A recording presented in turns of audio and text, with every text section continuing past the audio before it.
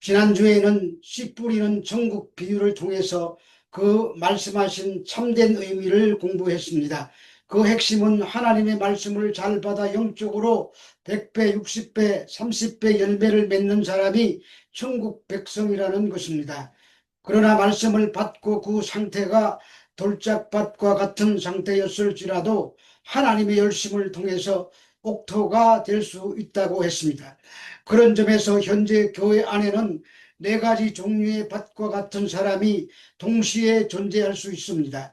그러나 주님께서 말씀하시는 참된 의도는 네 종류의 밭이 있다는 데 초점이 있는 것이 아니라 하나님의 열심을 통해서 결국은 옥토와 같은 밭으로 변화시키셔서 100배, 60배, 30배 결실을 맺게 하신다는 것입니다. 그러므로 천국 백성이 되고 안 되는 것은 우리들의 노력이나 그 어떤 행위로 되는 것이 아니고 전적으로 하나님의 은혜와 하나님의 열심만이 그렇게 옥토로 만들어낼 수 있는 것입니다. 오늘은 두 번째 천국 비유로 가라지의 비유라고 하는 말씀을 공부하도록 하겠습니다. 마태복음 13장 24절에서 25절의 말씀입니다. 예수께서 그들 앞에 또 비유를 들어 이르시되 천국은 좋은 씨를 제밭에 뿌린 사람과 같으니 사람들이 잘 때 그 원수가 와서 곡식 가운데 가라지를 덧뿌리고 갔더니 싹이 나고 결실할 때 가라지도 보이거늘. 앞에 나온 씨 뿌리는 비유에서 씨는 하나님의 말씀이었습니다. 그러나 오늘 좋은 씨라고 할 때 그 씨는 하나님의 말씀을 듣고 깨달아 순종하는 성도들을 가리킵니다. 오늘 이 비유도 역시 천국에 대한 비유인데 이 비유의 목적지도 하나님 나라인 천국이 어떤 또 하나의 모양을 갖고 있는가에 대해서 설명하시는 말씀입니다. 여기서 제밭에 뿌린 사람은 인자라고 하십니다. 그러므로 그분은 바로 그리스도십니다. 뿐만 아니라 주의 몸된 교회만이 그의 것이 아니라 시편 24편 1절의 말씀처럼 땅과 거기 충만한 것과 세계와 그 중에 거하는 자가 다 여호와의 것입니다. 그러므로 여호와의 것은 그리스도이신 예수님의 것도 되는 것입니다. 따라서 제밭이라고 하는 말은 바로 창세기 1장 1절에 태초에 하나님이 천지를 창조하시니라고 하는 말과 의미상 동일한 표현입니다. 그 말은 하나님께서 세상을 창조하신 후에 세상이 어떻게 되든 말든 상관하지 않으시고 내 팽개 짖은 것이 아니라 지금도 사람이 거듭나는 탄생을 위하여 세상을 돌보고 가꾸시고 계신다는 말씀입니다. 세상은 쓸모없는 죄악의 땅이 아니라 악이 여전히 만연해 있음에도 불구하고 농부이신 하나님의 손길에 의해서 정성스럽게 가꾸어주고 있는 것입니다. 오늘 우리는 말씀을 너무 지나치게 그 문장의 작구에 매달려서 해석하면 오류에 빠질 수 있습니다. 본문에 사람들이 잘 때라는 말도 농부의 태만함을 꼬집는 말이 아니라 원수가 모르게 슬그머니 악행을 저질렀다는 뜻입니다. 주인이 자기 밭에다가 좋은 씨를 뿌리고 난 후에 원수가 와서 그 알곡들 가운데 가라지를 덧뿌리고 간 것입니다. 그래도 주인은 이미 그 사실을 알고 있었다는 말입니다. 여기서 가라지는 헬라어로 지자니온인데 가짜밀이라고 불리워지는 것으로 싹이 나올 때부터 다 성장하기까지 밀이나 보리와 아주 흡사하다고 합니다. 그래서 실제로 이삭이 다 자라 패기까지는 식별하기가 어려운 것입니다. 뒤에 나오는 설명에 의하면 가라지는 악한 자의 아들로서 사람들을 의의 자리에 넘어지게 하는 세력이며 또한 불법과 부정을 행하게 하는 악의 세력임을 알 수 있습니다.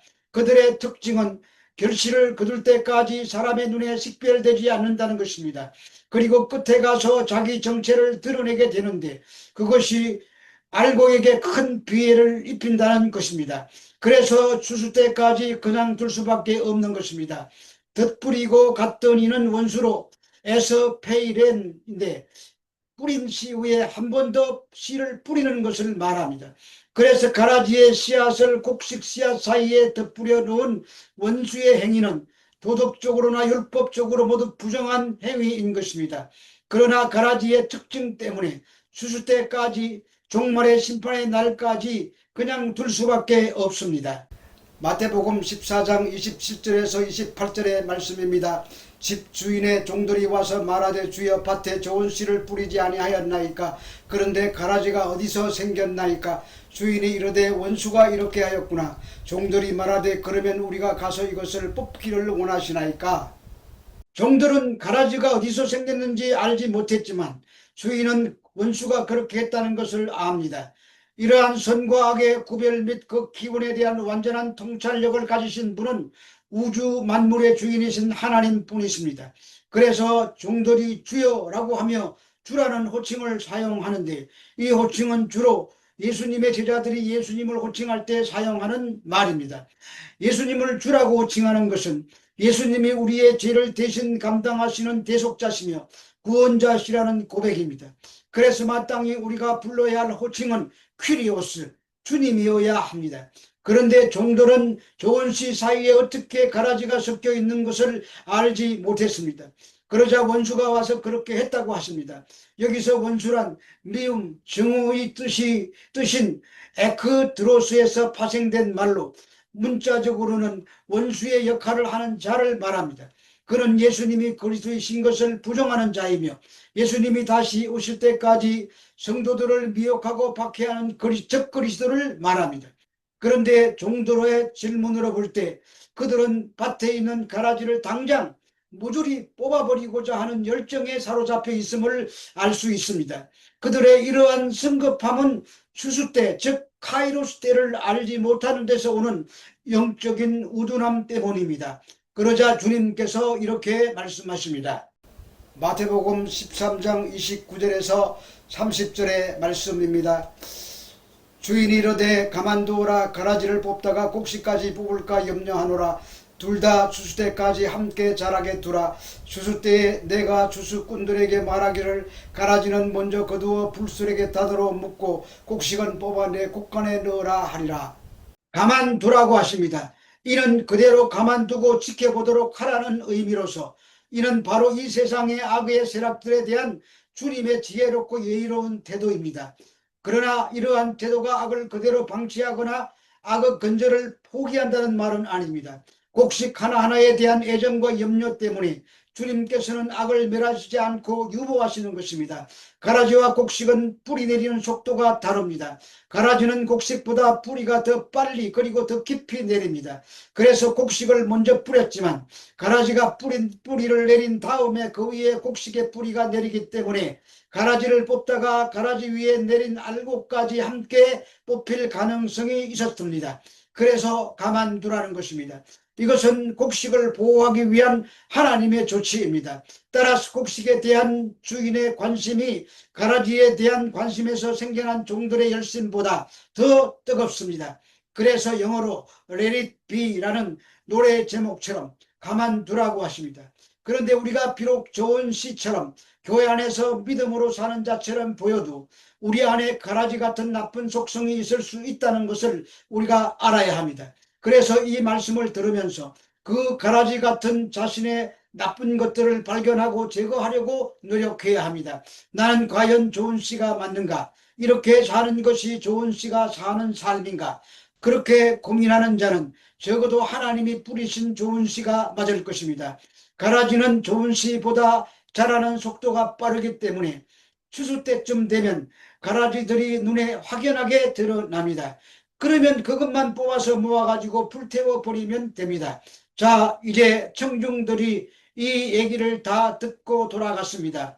비유는 두 가지 목적이 있는데 들을 귀가 없는 자들에게는 감추기 위한 것이고 들을 귀가 있는 자들에게는 열어주기 위한 것이라고 지난주에 말씀드렸습니다. 이제 건너뛰어서 65절로 넘어가겠습니다. 마태복음 13장 36절에서 40절의 말씀입니다. 이에 예수께서 무리를 떠나사 집에 들어가시니 제자들이 나와 이르되 밭의 가라지의 비유를 우리에게 설명하여 주소서. 대답하여 이르시되 좋은 씨를 뿌리는 이는 인자요 밭은 세상이요 좋은 씨는 천국의 아들들이요 가라지는 악한 자의 아들들이요 가라지는 뿌린 원수는 마귀요 추수 때는 세상 끝이요 추수꾼은 천사들이니 그런즉 가라지를 거두어 불에 사르는 것 같이 세상 끝에도 그리하리라. 여기서 떠나사에 해당하는 헬라어 앞에 있으는 보내버리다 또는 버려두다, 포기하다라는 뜻입니다. 구원에서 제외된 자들에게까지 교조세와 비유와 누룩의 비유를 더 말씀하셨습니다. 그리고 떠났던 집으로 다시 돌아오신 것입니다. 따라서 예수님께서 들을 귀와 볼 눈을 갖지 못한 많은 무리들은 보내버리심으로 그들은 구원에서 포기한 자들이 되는 것입니다. 그리고 그 비유 속에 무엇인가가 숨겨져 있음을 인식하고 있는 제자들만 데리고 돌아오신 것입니다. 그러자 제자들이 설명해 달라고 합니다. 설명하여 주다의 뜻인 동사 페르소는 분명히 가르치다 또는 밝히 말하다라는 뜻으로 어떻게든 예수님의 말씀을 깨달아 알기를 원했습니다. 그래서 37절을 보니까 좋은 씨를 뿌리는 이런 인자라고 하십니다. 인자이신 예수님 자신이 이 세상의 주권자라는 말입니다. 그리고 밭은 세상이라고 하십니다. 이 말씀은 복음이 온 세상에 전파될 것을 암시하는 말씀입니다. 그 세상은 참과 거짓이 함께 뒤섞여 있는 곳입니다. 그 중에 좋은 씨는 천국의 아들들인데 이들은 인자에 의해서 이 세상에 뿌려진 자들입니다. 이들은 천국에 어울리는 속성을 가졌는데 그것은 신령과 진정으로 하나님과 그 이웃을 사랑할 줄 아는 성품이며 성령의 여러 열매를 맺을 수 있는 믿음과 인내를 소유한 자들입니다. 그리고 가라지를 뿌린 원수는 마귀라고 합니다. 그래서 그들은 멸망의 나라를 유혹으로 받을 사악한 속성을 지닌 자들입니다. 한편 마귀를 가리키는 말인 디아블로스라는 말은 중상하는 자, 비방, 거짓 고소하는 자, 밀고 대라는 뜻을 가지고 있습니다. 따라서 원수라는 단어는 하나님에게서 떨어져 나가버린 자들로서 하나님 앞에서 사람을 비방하는 행위와 하나님과 사람 사이에 불화를 조성하는 그들이 사악한 행위를 하는 자라는 말입니다. 이어서 주수 때는 세상 끝이고 주수꾼은 천사들이라고 하십니다. 그래서 그들을 통하여 농부가 가라지를 불에 사르는 것 같이 가라지에 해당되는 악한 자들을 한데 묶어 불에 던진다는 것입니다. 이는 존재론적 심판으로 현실적으로 그런 일이 실제로 일어난다는 말입니다. 그러므로 이 말씀을 듣는 성도들은 알곡으로 성족하여 영원한 심판에서 구원받는 복된 자들이 되어야 하는 것입니다. 하나님은 자기 백성들을 주수 때까지 보호하시기 위해서 성실하신 분이십니다. 하나님은 십자가의 아들을 내어주시고 죽음의 권세를 깨치시고 부활의 아침을 맞게 하신 그것만큼 확실한 표적은 없습니다. 십자가 그 당시에는 얼마나 멸시거리였고 조동거리였습니까? 희망이 없는 절망의 상징이었는데 그 사망의 권세를 깨치시고 십자가 위에서 부활의 첫 열매가 되었습니다. 그 첫 열매라는 말은 다음 열매가 이어진다는 뜻입니다. 하나님의 성실하심으로 오늘 이 말씀을 듣는 모든 성도들에게 그 약속이 주어지고 있습니다. 걱정 마라. 가르지가 득세한다고 부러워하지 말라. 내가 성실하다. 그 밭의 주일인 만물의 주권자가 오늘 저와 여러분들에게 하나님의 아들의 이름을 걸고 자신의 성실하심으로 우리를 먹이시고 기르시겠다고 약속하셨습니다. 흔들릴 때마다 이 하나님의 성실을 양식 삼아 승리하여 좋은 씨의 알곡을 맺는 여러분들이 되시기를 우리 주 예수 그리스도 이름으로 축원합니다.